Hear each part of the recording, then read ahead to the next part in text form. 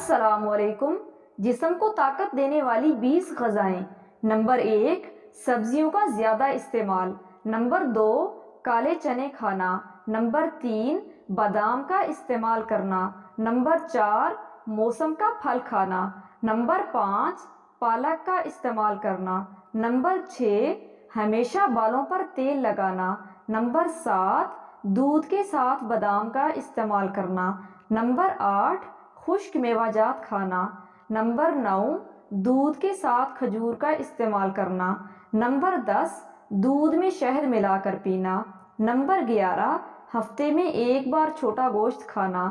Number 12، ناشپاتی کا زیادہ استعمال کرنا۔ نمبر 13، رات کو سونے سے 1 گھنٹہ پہلے 1 گلاس دودھ پینا۔ نمبر 14، ٹھنڈی روٹی کھانا۔ نمبر 15، میٹھی چیز کا استعمال کرنا۔ نمبر 16، گندم کے آٹے کی روٹی کھانا۔ نمبر 17، جانور کی گردن کے قریب کا گوشت کھانا۔ نمبر 18، میٹھے سیب کھانا۔ نمبر 19، مکھن کا استعمال کرنا۔ نمبر 20، ابلے ہوئے چنے کھانا۔ مزید اچھی ویڈیوز کے لیے اس چینل کو ضرور سبسکرائب کیجیے۔ شکریہ۔